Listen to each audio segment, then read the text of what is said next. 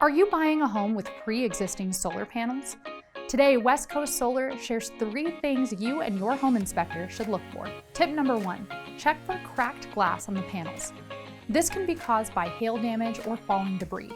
If the damage is severe, the panel won't be able to generate as much power. Tip number 2, check for wire damage underneath the solar panels.